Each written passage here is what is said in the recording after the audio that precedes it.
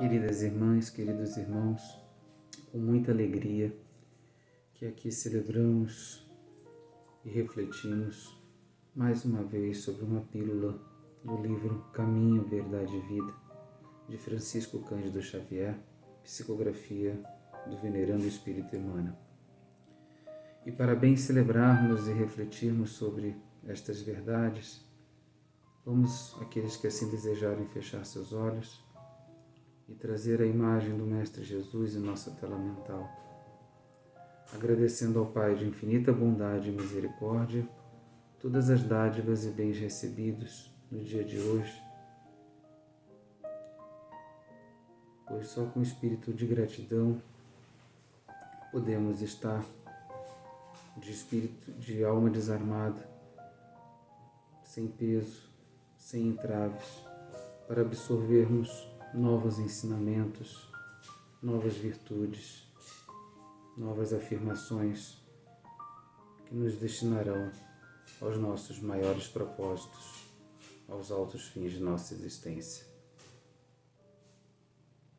Seja então conosco, Pai querido, e que as verdades trazidas pelo Mestre Jesus ao longo de sua estada aqui conosco possam ser realmente a nossa própria iluminação. Que assim seja. Muito bem, a pílula de hoje se encontra no item 41 do livro Caminho, Verdade e Vida e foi intitulada A Regra Áurea. E ela é baseada no Evangelho segundo Mateus, capítulo 22, versículo 39, que diz o seguinte: Amarás o teu próximo como a ti mesmo. Fala do Mestre Jesus. E Emmanuel comenta da seguinte forma esta passagem. Incontestavelmente, muitos séculos antes da vinda do Cristo, já era ensinada no mundo a regra áurea, trazida por embaixadores de sua sabedoria e misericórdia. Importa esclarecer, todavia, que semelhante princípio era transmitido com maior ou menor exemplificação de seus expositores. Diziam os gregos: não façais ao próximo que não desejais receber dele. Já os persas: fazei como quereis que se vos faça. Declaravam os chineses: o que não desejais para vós, não façais a outrem. Recomendavam os egípcios: deixai passar aquele que fez aos outros o que desejava para si. Doutrinavam os hebreus: o que não quiserdes para vós, não desejeis para o próximo. Insistiam os romanos: a lei gravada nos corações humanos é amar os membros da sociedade como a si mesmo. Na antiguidade, todos os povos receberam a lei de ouro da magnanimidade de Cristo. Profetas, administradores, juízes, filósofos, porém, procederam como instrumentos mais ou menos identificados com a inspiração dos planos mais altos da vida. Suas figuras apagaram-se no recinto dos templos iniciários, ou confundiram-se na tela do templo em vista de seus testemunhos fragmentários. Com o Mestre toda a vida, a regra áurea é novidade divina, porque Jesus a ensinou e exemplificou, não com virtudes parciais, mas em plenitude de trabalho, abnegação e amor, a claridade das praças públicas, revelando-se aos olhos da humanidade inteira. É muito interessante nós percebermos que existem verdades universais que caminham ao lado de cada um de nós, identificados aqui com a morada humana, com a morada terrestre, ao longo de todo o sempre. E muitas das vezes nos perguntamos se essas verdades caminham conosco tanto tempo, na verdade, até mais do que isso, se elas se encontram impressas dentro de nosso coração, por que ainda a gente busca, de alguma forma, não viver essa verdade principal, amar o outro como a nós mesmos.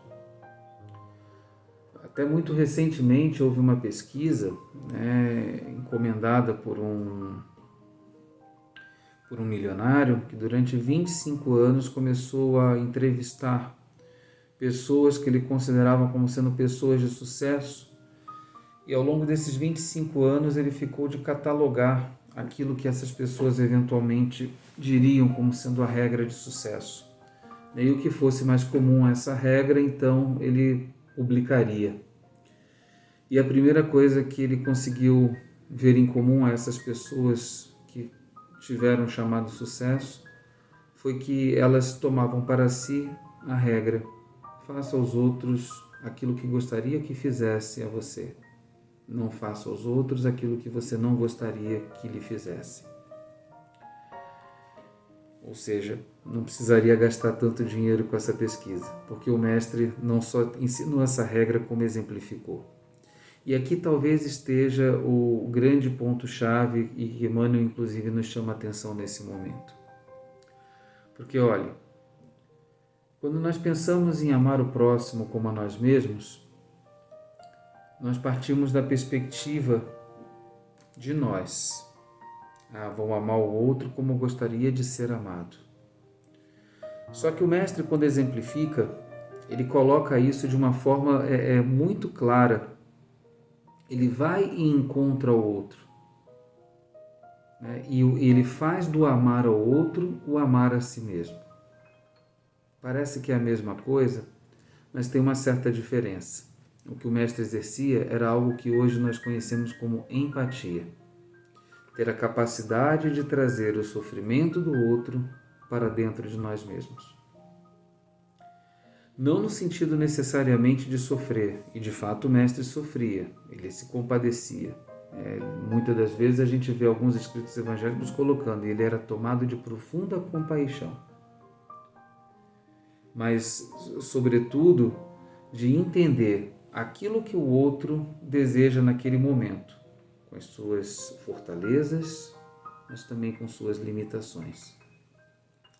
Então foi dessa forma que ele, por exemplo, se dirigiu à mulher que se encontrava para ser apedrejada pelo fato de ter cometido adultério segundo a lei judaica naquele momento. Tomado de compaixão, de empatia, ele passou a colocar para cada um daqueles que se punha no direito de julgar aquela mulher as suas próprias falhas, os seus próprios equívocos, não no sentido de apontar o erro do outro, mas sobretudo de mostrar: também sou empático a isso. E como sou empático a isso, não desejo que você seja apedrejado, então também não desejo que ela o seja. Olha que profundo isso que ele está querendo dizer para cada um de nós. Ele faz do amar ao outro o amar a si mesmo. Por isso ele coloca isso de forma muito clara. E é interessante que na maioria das vezes que a gente vê isso escrito ao longo da história da humanidade, a gente vê essa frase dita da perspectiva própria, né? Se a gente pega os chineses, não deseje para vós, então o que não desejais para vós, não façais a outrem. Se pegarmos os persas, fazeis como quereis que se vos faça. Percebemos que na maioria das vezes a perspectiva parte de dentro de cada um de nós. Mas o mestre lhe dá uma verdade muito mais profunda a partir da sua exemplificação nesse momento.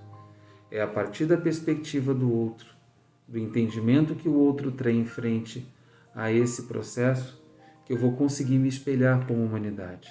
Porque aí a vida do outro passa a ser a vida de nós mesmos. O que não passe por entender, acho que vale um minutinho essa reflexão, de que nós devemos sacrificar o nosso próprio eu. Não. A afirmação do nosso eu, o reconhecimento do nosso eu, é importante para que o outro também se faça amado. E esse reconhecimento, quando a gente faz de forma profunda, implica necessariamente no reconhecimento do outro. A isso nós chamamos alteridade. porque nós só podemos ser nós mesmos se o outro também puder ser. Não posso ser vermelho se eu não fortalecer e reforçar o azul do outro, porque é o azul do outro que faz resplandecer o meu vermelho. E aí, respeitando as diferenças, o que a gente chama de alteridade, entendendo o modo de ser e de pensar do outro, exemplificado tantas e tantas vezes pelo Cristo, não na obscuridade dos templos iniciáticos, mas sobretudo na claridade das praças públicas, é que poderemos viver de forma profunda a empatia, por que não também a compaixão, que são a essência prima dessa regra de ouro que traduz não somente o sucesso pessoal, mas o sucesso da humanidade inteira. E agradecendo essas reflexões que aqui nos são proporcionadas, peço ao Pai de Misericórdia que nos ilumine, que irradie suas luzes sobre cada um de nós, a fim de que esse ouro, presente dentro do coração desde tempos imemoriais, possa de fato brilhar, resplandecer, fazer-se luz, não para ser ocultada dentro de nós, mas para ser colocada acima de todos, a fim de iluminar o caminho dos passantes e, por consequência, iluminar o nosso próprio caminho. Seja conosco e nos abençoe, ontem, hoje e sempre. Que assim seja. Muito obrigado por esta oportunidade de reflexão e até a próxima pílula do caminho, verdade e vida. Até!